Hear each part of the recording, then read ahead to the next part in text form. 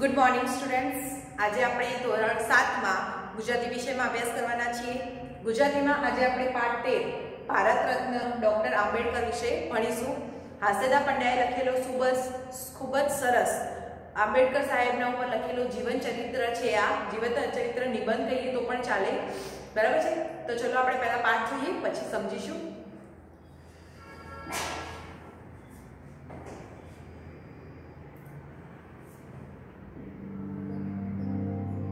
पाठ 13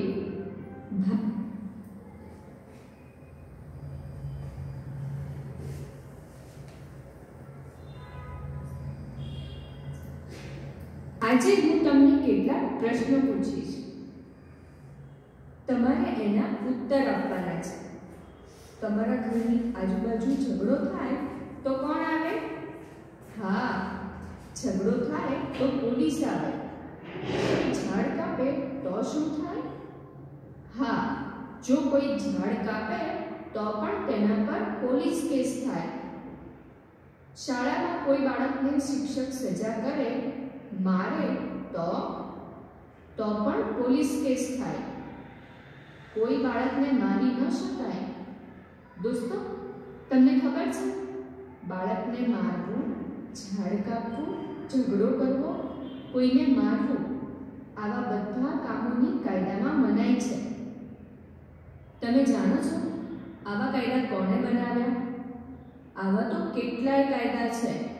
આ કોણે બનાવ્યા, ક્યારે બનાવ્યા, આ બધા પ્રશ્નોના જવાબ આપતો એક પાઠ આપણા પુસ્તકમાં છે, જેનું નામ છે ભારત રત્ન ડોક્ટર આંબેડકર। ચાલો પાઠ જોઈએ અને જાણીએ। વાર્તા આશરે 100-125 વર્ષ પહેલાની આ ઘટના છે। 6 વર્ષની કુમળી વયના એક બાળકે પોતાની માતા ગુમાવી છે।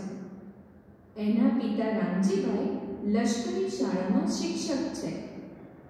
માત્ર સુખ ગુમાવનાર પુત્રના વાંકડિયા વાળમાં પિતા હાથ પસવારી રહ્યા છે। ચારે દિશાઓમાં એમને જાણે કે અંધકાર દેખાઈ રહ્યો છે। મારા આ સૌથી નાના દીકરાનું શું થશે? હું એને સંભાળી શકીશ? એની માતાનું સ્થાન લઈ શકીશ? થોડી વારમાં જ એમણે મક્કમ નિર્ધાર કરી લીધો। નાનકડા ભીમરાવને હું ભણાવી ગણાવીને સારો નાગરિક બનાવીશ, ત્યારે જ એની માતાને સાચી અંજલિ મળશે। પિતાએ પુત્રને હૈયા સરસો ચાંપી દીધો। 6 વર્ષનો એ બાળક તે બીજું કોઈ નહીં, આપણા દેશના બંધારણના ઘડવૈયા ડોક્ટર બાબા સાહેબ આંબેડકર। એમનું મૂળ નામ ભીમરાવ। માત્ર 6 વર્ષની ઉંમરે એમની માતા ભીમાબાઈનું અવસાન થયું। દલિતો અને પીડિતો માટે જીવન સમર્પિત કરનાર ડોક્ટર ભીમરાવ આંબેડકરનો જન્મ મધ્યપ્રદેશ રાજ્યના મહુ ગામમાં 14 એપ્રિલ 1891માં થયેલો। ભીમરાવ રંગે ઘુવર્ણ હતા। એમનું કપાળ વિશાળ હતું, વાળ તો એવા વાંકડિયા કે જોનારની આંખ ઠરે। નાક ટચુકડું પણ આંખો પાણીદાર। પરિવારમાં એ સૌથી નાના, એટલે મા બાપના લાડકોડ સારી પેઠે પામ્યા, પરંતુ દુર્ભાગ્યે માતાનું સુખ વહેલું છીનવાઈ ગયું। એ જમાનામાં સમાજમાં જ્ઞાતિ પ્રથાનું દૂષણ જોરમાં, ઊંચ નીચના ભેદભાવ પાર વિનાના। ભીમરાવને પણ ઘણું સહન કરવાનું આવ્યું। ભણવામાં તેજસ્વી એવા ભીમરાવને આ અપમાનથી ખૂબ જ લાગી આવતું। એ સમયે આવડત નહોતી જોવાતી, જ્ઞાતિ જોવામાં આવતી હતી। એ વાત એને ભારે કઠતી હતી। પોતે મોટો થઈને આ અન્યાયનો વિરોધ કરશે એવો સંકલ્પ કરેલો। રત્નને કઈ ઢાંક્યું રહે? ભીમરાવની પ્રતિભાથી પોષાયેલા વડોદરાના મહારાજા સયાજીરાવ ગાયકવાડે એને ઉચ્ચ અભ્યાસ માટે શિષ્યવૃત્તિ આપી। પછી તો જાણે ભીમરાવના પગે પાંખો જ ફૂટી। સ્નાતક થયા પછી ભીમરાવને વધુ અભ્યાસ માટે વિદેશ જવાની તક પણ સાંપડી। ચોમેર અંધકારમાં જાણે ઉજાસનું એક કિરણ પ્રગટ્યું. વિદેશમાં પણ ભીમરાવ એવા જ વિદ્યાપ્રેમી રહ્યા. પાર વિનાની આર્થિક તંગી હોવા છતાં પેટે પાટા બાંધીને તેઓ સંદર્ભ ગ્રંથોની ખરીદી કરતા.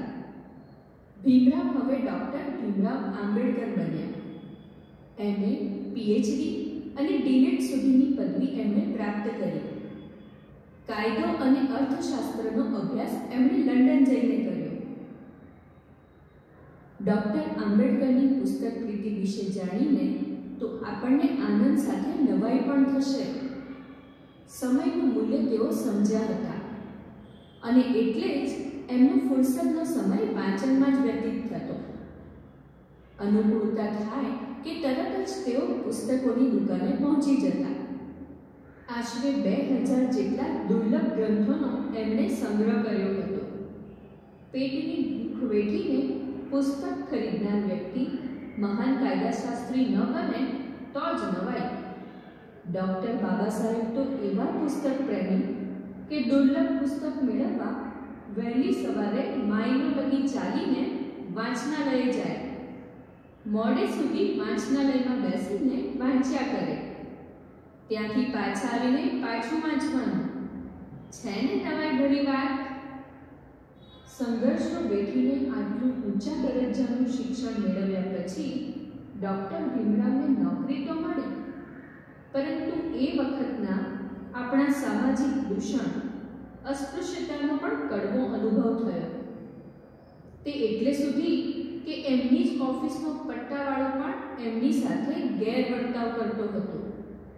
ડૉક્ટર આંબેડકરને થતું કે પોતે ભણી ગણીને સારી જગ્યાએ નોકરી કરે છે, છતાં જો આ રીતે અપમાનિત થવું પડતું હોય તો પછી મારા અભણ અને આર્થિક રીતે નબળા જ્ઞાતિબંધુઓની સ્થિતિની તો વાત જ શી કરવી. આ તો સામાજિક અન્યાય કહેવાય. માનવ માત્ર સમાન છે, કોઈ ઊંચું કે નીચું નથી, તો પછી આવું કેમ? તેમણે મૂકનાયક નામનું એક પાક્ષિક શરૂ કર્યું. માત્ર લેખ કે પુસ્તકો લખીને તેઓ અટકી ન ગયા, કર્મશીલ પણ બન્યા. 20 જુલાઈ 1924ના રોજ એમણે બહિષ્કૃત હિતકારીણી સભા નામની સંસ્થાની સ્થાપના કરી. આ સંસ્થા દ્વારા સામાજિક ઉત્થાનની અનેક પ્રવૃત્તિઓ થવા લાગી. છાત્રાલયો, વાંચનાલયો, શૈક્ષણિક વર્ગો અને સ્વાધ્યાય મંડળો પણ ખોલવામાં આવ્યા. સાથે સાથે પ્રજાની આર્થિક સ્થિતિ સુધારવાના આશયથી ઔદ્યોગિક અને કૃષિ વિષયક શાળાઓ આ સંસ્થા ચલાવવા લાગી. શિક્ષણ વગર સમાજનો ઉત્કર્ષ શક્ય જ નથી. એ સત્ય ડૉક્ટર આંબેડકર સમજી ગયા હતા. સમાજની કેટલીક જ્ઞાતિઓની જેમ જ સ્ત્રીઓની સ્થિતિ પણ દયનીય હતી. ડૉક્ટર બાબા સાહેબનું હૃદય આ જોઈને પીગળી જતું. સ્ત્રીઓ માટેના સમાજના કાયદા એટલા તો નિર્મમ અને આપખુદ હતા કે ન પૂછો વાત. ડૉક્ટર બાબા સાહેબ આંબેડકરે સ્ત્રીઓને પણ શિક્ષણ પ્રત્યે અભિમુખ કરી બાળલગ્નનો વિરોધ કર્યો. વિધવા વિવાહનું સમર્થન કર્યું. સ્ત્રીને પણ એનો વારસાહક મળવો જ જોઈએ એવો આગ્રહ સેવનાર પણ અલબત્ત બાબા સાહેબ જ હતા. બાબા સાહેબનું એક સૂત્ર ગાંઠે બાંધવા જેવું છે: શિક્ષિત બનો, સંગઠિત બનો, સ્વાવલંબન જ સાચી સહાય છે. તેઓ સ્ત્રીને સમાજનું આભૂષણ દેખાવતા. સ્વતંત્ર ભારતમાં કાયદા પ્રધાન બનેલા બાબા સાહેબે ભારતીય સંવિધાનમાં પણ લિંગભેદ નષ્ટ કરીને નારીને ગૌરવપ્રદ સ્થાન અપાવ્યું. સ્ત્રીને શિક્ષણ મેળવવાનો, સત્તા સ્થાને પહોંચવાનો, વિવાહ વિચ્છેદનો, પિતાની મિલકતમાં ભાગ મેળવવાનો અને પુનઃલગ્નનો અધિકાર પણ અપાવ્યો. કાયદાઓની સાથે સાથે બાબા સાહેબે સ્ત્રી શિક્ષણને ઉત્તેજન મળે એવી શુભ નિષ્ઠાથી પ્રેરાઈને વિદ્યાર્થિનીઓને ફીમાં છૂટ અપાવી. છાત્રાલયો બાંધવા માટે વિના મૂલ્યે જગ્યા અપાવી. નિધિ એકત્ર કરીને ભોજનની વ્યવસ્થા પણ કરાવી. એટલું જ નહીં, સ્ત્રીઓને મતદાન કરવાનો અધિકાર મળે એ માટે આગ્રહ સેવનાર પણ બાબા સાહેબ જ હતા. ડૉક્ટર બાબા સાહેબ પ્રખર દેશભક્ત પણ હતા. આઝાદીના જન્મમાં પણ એમની મહત્વની ભૂમિકા હતી. મહાત્મા ગાંધી સાથે પણ એમણે કાર્ય કરેલું. એમની સાથે વખતો વખત મતભેદો પડવા છતાં બાપુ પ્રત્યે ડૉક્ટર બાબા સાહેબને સંપૂર્ણ આદર હતો. ડૉક્ટર બાબા સાહેબ કેવળ રાજકીય આઝાદી જ નહોતા જંગતા. ખરી આઝાદી તો આર્થિક, સામાજિક અને શૈક્ષણિક આત્મનિર્ભરતામાં છે એવું તેઓ દ્રઢપણે માનતા. વિચાર પુરુષ ડૉક્ટર બાબા સાહેબના જીવન પર સર્વાધિક પ્રભાવ બુદ્ધ, કબીર અને જ્યોતિબા ફૂલેનો હતો. બંધારણના ઘડવૈયા ડૉક્ટર બાબા સાહેબે મૂકનાયક ઉપરાંત બહિષ્કૃત ભારત, જનતા, પ્રબુદ્ધ ભારત જેવા સમાચાર પત્રો પણ ચલાવ્યા. પોતાના વિચારો એમણે કેટલાક અંગ્રેજી પુસ્તકોમાં પણ પ્રગટ કર્યા છે, જેમાં ધ પ્રોબ્લેમ ઓફ રૂપી અને બુદ્ધ એન્ડ હિઝ ધમ્મ મુખ્ય છે. આવા મહાન દેશભક્ત દલિતો અને વંચિતોના ઉદ્ધારક, ગરીબોના બેલી અને સ્ત્રીઓના પક્ષધર ડૉક્ટર બાબા સાહેબ આંબેડકરનું દેહાવસાન 6 ડિસેમ્બર 1956માં થયું. પરંતુ પોતાના મહાન વિચારોથી તેઓ આજે પણ આપણી સાથે છે. ભારત માતાના આ સાચા રત્નોને ઈસવીસન 1990માં આપણા દેશે મરણોત્તર ભારત રત્નના ઇલકાબથી નવાજવામાં આવ્યા. ભારત રત્ન અને બંધારણના ઘડવૈયાને ડૉક્ટર ભીમરાવ આંબેડકરને હૃદયપૂર્વક વંદન. ડૉક્ટર ભીમરાવ આંબેડકર નામ સાંભળતા જ આપણને હૃદયમાં છાતી ફૂલી જાય. આપણી ગર્વથી અનુભવ થાય કે આપણા રાષ્ટ્રના બંધારણના જે ઘડવૈયા ડૉક્ટર બાબા સાહેબ આંબેડકરે જે આપણને આપ્યું છે, બરાબર, એની માટે આપણે કેટલું પણ કહીએ એ ઓછું પડે. એના જીવન ઉપરથી કેટલું શીખવું જોઈએ. એમને ભારતના બંધારણમાં કેટલાય હકો જે જરૂરી હતા એ આપ્યા. સ્ત્રી સશક્તિકરણ, સ્ત્રી આગળ વધો, પછી ભણવાનું, એનાથી લગતા બધા જ, ખાલી ભારત આઝાદ નહીં પણ એની ઇકોનોમિક સ્ટાઇલ, બરાબર, આર્થિક, સામાજિક અને ભાષાકીય અને ભણતરના કાર્યમાં પણ આગળ વધે એવી બાબા સાહેબ આંબેડકરની ઈચ્છાઓ હતી, જે એમણે ભારતના બંધારણ રૂપે પૂર્ણ કરી. બરાબર છે. ચલો હવે આપણે બાબા સાહેબ આંબેડકરનું આ જીવન ચરિત્ર વિશે વાંચીશું.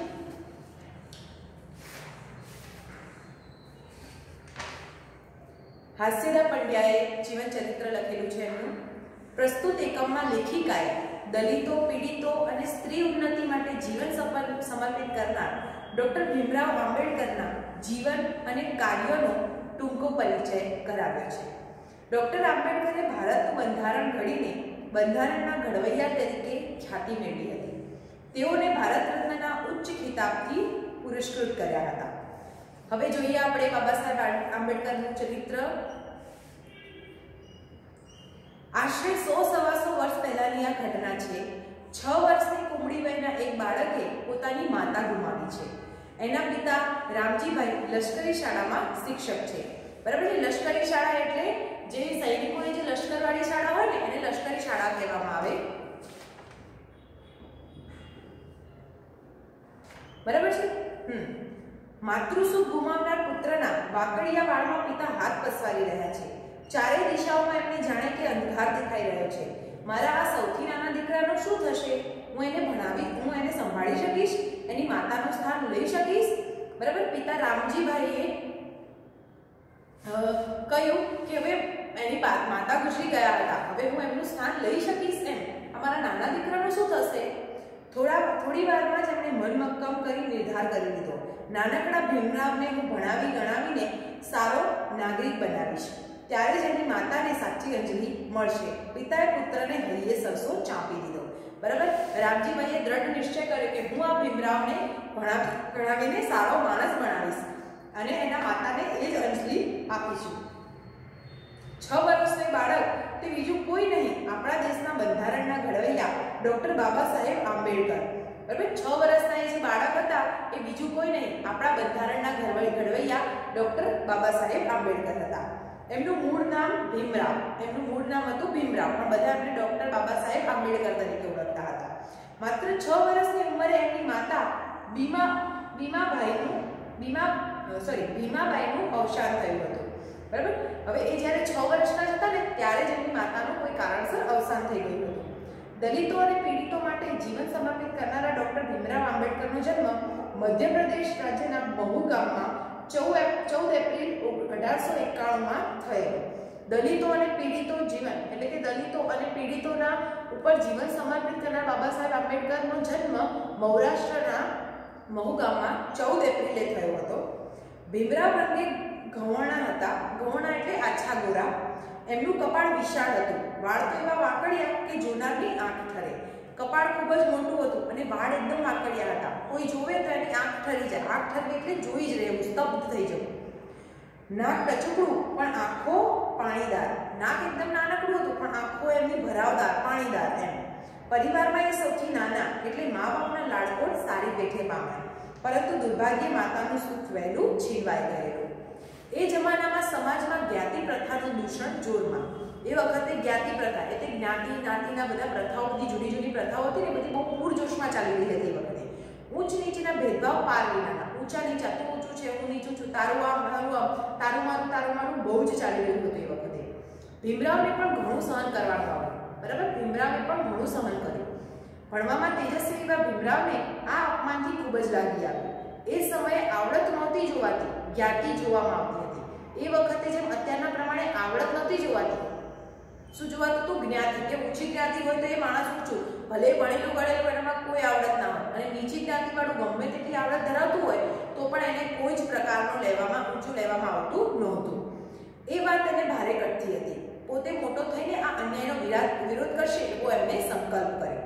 રત્ન તે કઈ ઢાંક્યું રહે, શું કહે છે? રત્ન કઈ ઢાંકી રહે. રત્નને ગમે તેટલું ઢાંકો પણ એનું અજવાળું તો પથરાઈને જ રહે. ગમે તેટલું કોઈ પણ કરી શકે પણ રત્નનું અજવાળું તો ગમે ત્યાંથી પથરાઈ જાય. બરાબર ને?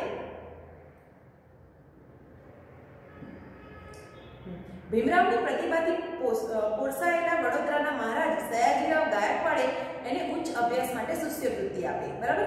એમને આટલી પ્રતિભા જોઈને મહારાજ સયાજીરાવ ગાયકવાડે એમને શિષ્યવૃત્તિ આપી ભણવા માટે. અને પછી તો જાણે ભીમરાવના પગે પાંખો જ ફૂટી નીકળી. એમને શિષ્યવૃત્તિ મળતા એમને તો ભણવાનું આમ તાલાવેલી જાગી ગઈ. ખૂબ જ ભણ્યા એમ. સ્નાતક થયા પછી ભીમરાવને વધુ અભ્યાસ માટે વિદેશ જવાની તક પણ સાંપડી. સ્નાતક એટલે કે 12 પાસ કર્યા પછી તેમને અભ્યાસ માટે વિદેશ જવાની તક મળી. ચોમેર અંધકારમાં જાણે ઉજાસનું એક કિરણ પ્રગટ્યું હોય. વિદેશમાં પણ ભીમરાવ એવા જ વિદ્યાપ્રેમી. વિદેશમાં જઈને પણ એ એમની સંસ્કૃતિ અને વિદ્યાપ્રેમ ભૂલ્યા નહીં. વિદેશમાં જઈને પણ એ એવા જ વિદ્યાપ્રેમી રહ્યા. પાર વિનાની આર્થિક તંગી હોવા છતાં પેટે પાટા બાંધીને તેઓ સંદર્ભ ગ્રંથોની ખરીદી કરતા. પાર વિનાની આર્થિક તંગી એટલે ખૂબ જ આમ ગરીબ સ્થિતિમાં હોવા છતાં પણ તેઓ પેટે પાટા બાંધી એટલે કે ખૂબ જ મહેનત કરીને જે સંદર્ભોની ગ્રંથોની યાદી એટલે કે જેમના ભણવાના પુસ્તકો હતા એ બધું ખરીદતા અને વાંચતા. ભીમરાવ હવે તો ડોક્ટર ભીમરાવ આંબેડકર બન્યા. MA PhD અને ડીલિટ સુધીની પદવી એમણે પ્રાપ્ત કરી. કાયદા અને અર્થશાસ્ત્રનો અભ્યાસ એમણે લંડનમાં જઈને કર્યો. ડોક્ટર આંબેડકરની પુસ્તક પ્રીતિ વિશે જાણીને તો આપણને આનંદ સાથે નવાઈ પણ થશે. સમયનું મૂલ્ય તેઓ સમજ્યા હતા અને એટલે જ એમનો ફુરસદનો સમય વાંચનમાં જ વ્યતીત થઈ જતો હતો. એ પણ જ્યારે પણ ફ્રી પડે ત્યારે એ ચોપડીઓ જ વાંચતા હોય, કંઈકનું કંઈક વાંચ્યા કરતા હોય. અનુકૂળ થાય તે તરત જ તેઓ પુસ્તકોની દુકાને પહોંચી જતા. અનુકૂળતા આવે જ્યારે પણ સમય મળે ત્યારે પુસ્તકોની દુકાને પહોંચી જતા અને કંઈકનું કંઈક વાંચવાનું લઈ લે. આશરે 2000 જેટલા દુર્લભ ગ્રંથોનો એમણે સંગ્રહ કર્યો હતો. 2000 જેટલા દુર્લભ એટલે કે 2000થી પણ વધારે હશે એટલા ગ્રંથોનો એમણે સંગ્રહ કરેલો છે અને વાંચ્યો પણ છે. પેટની ભૂખ વેઠીને પુસ્તક ખરીદનાર વ્યક્તિ મહાન કાયદાશાસ્ત્રી ન બને તો જ નવાય. બરાબર. પેટની ભૂખ લાગી હોય તો ખાવાનું ન ખરીદતા પુસ્તક ખરીદે એવા મહાન જે હતા માણસ એ હવે આપણા કાયદાશાસ્ત્ર ન બને તો નવાઈ જ લાગે ને.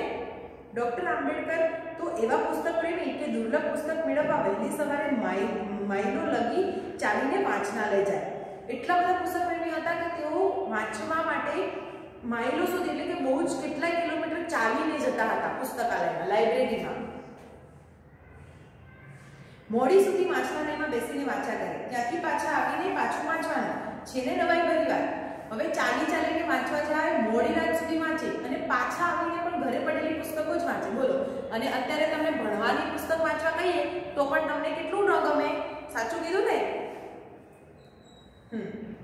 પછી સંઘર્ષો વેઠીને આટલું ઊંચા દરજ્જાનું શિક્ષણ મેળવ્યા પછી ડોક્ટર ભીમરાવને નોકરી તો મળી, પરંતુ એ વખતના આપણા સામાજિક દૂષણ, અસ્પૃશ્યતા પણ કડવો અનુભવ થયો. એમને આટલું બધું ભણ્યા પણ એમને નોકરી પણ સારી મળી, પણ આપણા દેશની જે બધી પ્રોબ્લેમ્સ, જે બધી મુશ્કેલીઓ ચાલી રહી હતી, બરાબર છે, તેમાં એમને કડવો અનુભવ થયો. તે એટલે સુધી કે એમની જ ઓફિસનો પટાવાળો પણ એમની સાથે ગેરવર્તાવ કરતો હતો. બરાબર, એટલો કડવો અનુભવ થયો કે એમના ઓફિસનો જે પટાવાળો હતો ને એ એમને ગેરવર્તન કરતો હતો. ડોક્ટર આંબેડકરને થતું કે પોતે ભણી ગણીને સારી જગ્યાએ નોકરી કરે છે, છતાં જો આ રીતે અપમાનિત થવું પડતું હોય તો પછી મારા અભણ અને આર્થિક રીતે નબળા જ્ઞાતિબંધોની સ્થિતિ તો વાત જ શી કરવી?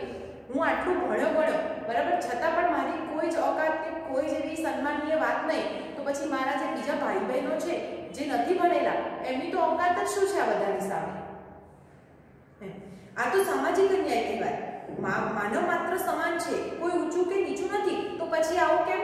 માનવ માત્ર સમાન છે, કોઈ ઊંચું નીચું નથી, તો પછી કેમ આવું કરવામાં આવે છે? તેમણે મૂકનાયક નામનો એક પ્રાક્ષિક શરૂ કર્યો. માત્ર લેખ કે પુસ્તકો લખીને તેઓ અટકી ન ગયા, કર્મશિલ્પ મળ્યા. એ ખાલી લખીને લોકોને નતા કહેતા, કર્મશિલ્પ એટલે કે એવા કામ પણ કર્યા કે જેથી લોકો જાગૃત થાય. 20 જુલાઈ 1924ના રોજ એમણે બહિષ્કૃત હિતકારણી સભા નામની સંસ્થાની સ્થાપના કરી. આ સંસ્થા દ્વારા સામાજિક ઉત્થાનની અનેક પ્રવૃત્તિઓ થવા લાગી. છાત્રાલયો, વાંચનાલયો, શૈક્ષણિક વર્ગો અને સ્વાધ્યાય મંડળો પણ ખોલવામાં આવ્યા. સાથે સાથે પ્રજાની આર્થિક સ્થિતિ સુધારવાના આશયથી ઔદ્યોગિક અને કૃષિ વિષયક શાળાઓ આ સંસ્થા ચલાવવા લાગી. શિક્ષણ વગર સમાજનો ઉત્કર્ષ શક્ય જ નથી, એ સત્ય ડોક્ટર આંબેડકર સમજી ગયા હતા. શિક્ષણ વગર કંઈ જ નથી, એ વસ્તુ એ સમજી ગયા હતા. સમાજની કેટલીક જ્ઞાતિઓની જેમ જ સ્ત્રીઓની સ્થિતિ પણ દયનીય હતી. ડોક્ટર બાબા સાહેબનું હૃદય આ જોઈને પીગળી જતું. સ્ત્રીઓ માટેના સમાજના કાયદા એટલા તો નિર્ગમ અને આપખુદ હતા કે ન પૂછો વાત. ડોક્ટર બાબા સાહેબ આંબેડકરે સ્ત્રીઓને પણ શિક્ષણ પ્રત્યે અભિમુખ કરી બાળ લગ્નનો વિરોધ કર્યો. વિધવા વિવાહનું સમર્થન કર્યું. સ્ત્રીને પણ તેનો વારસા હક મળવો જ જોઈએ તેવો આગ્રહ સેવનાર પણ અલબત્ત બાબા સાહેબ જ હતા. બાબા સાહેબનું એક સૂત્ર ગાંઠે બાંધવા જેવું છે: શિક્ષિત બનો, સંગઠિત બનો.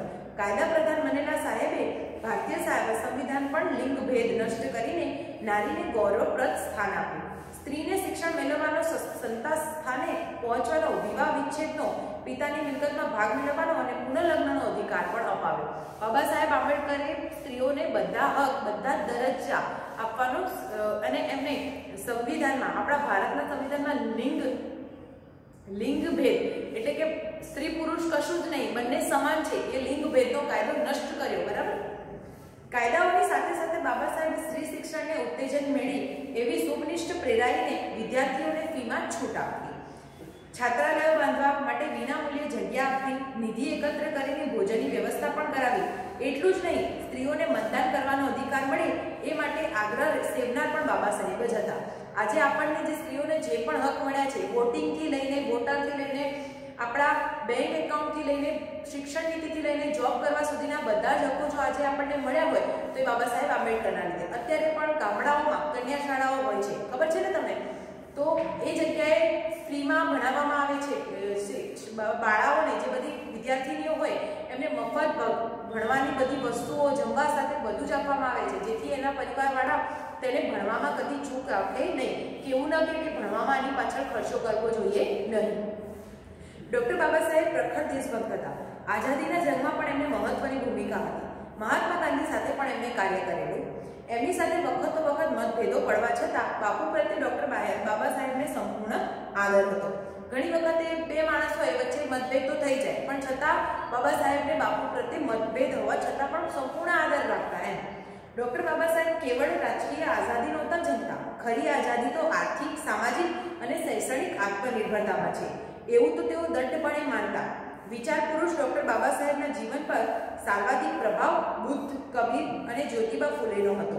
બંધારણના ઘડવૈયા ડોક્ટર બાબા સાહેબે મૂકનાયક ઉપરાંત બહિષ્કૃત ભારત, જનતા, પ્રબુદ્ધ ભારત જેવા સમાચાર પત્રો પણ ચલાવ્યા. પોતાના વિચારો એમણે કેટલાક અંગ્રેજી પુસ્તકોમાં પણ પ્રગટ કર્યા છે. જેમાં ધ પ્રોબ્લેમ ઓફ રૂપી અને બુદ્ધ એન્ડ હિમ ધમ મુખ્ય છે. આવા મહાન દેશભક્ત, દલિતો અને વંચિતોના ઉદ્ધારક, ગરીબોના બેલી અને સ્ત્રીઓના પક્ષધર ડૉક્ટર બાબા સાહેબ આંબેડકરનું દેહાવસાન 6 ડિસેમ્બર 1956માં થયું. પરંતુ પોતાના મહાન વિચારોથી તેઓ આજે પણ આપણી સાથે છે. ભારત માતાના આ સાચા રત્નને ઈસવીસન 1990માં આપણા દેશે મરણોત્તર ભારત રત્નના 1 લાખથી નવાજ્યા. ભારત રત્ન સાથે બંધારણના ઘડવૈયા ડૉક્ટર ભીમરાવ આંબેડકરને હૃદયપૂર્વક વંદન.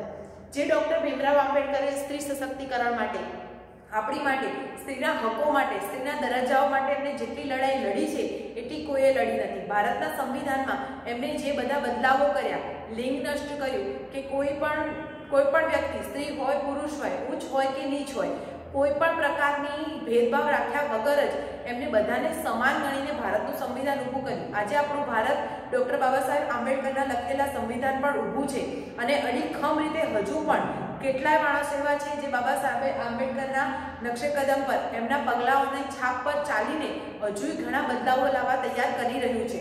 બરાબર છે.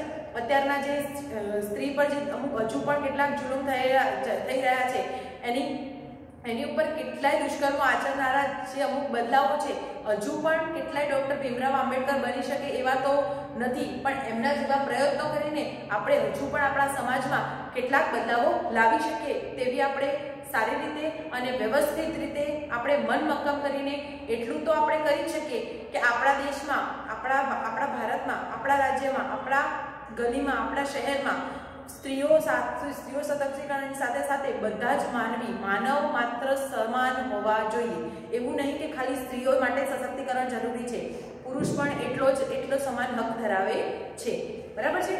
તો હવે અહીંયા આપણે ડૉક્ટર બાબા સાહેબ આંબેડકરનો પાઠ સમજી ગયા છે. આજનો લેક્ચર આપણે અહીંયા પૂરો કરીશું. આવતા લેક્ચરમાં સ્વાધ્યાયના પ્રશ્નો અને ટિપ્પણ અને શબ્દાર્થની સમજૂતી કરીશું. ઠીક છે.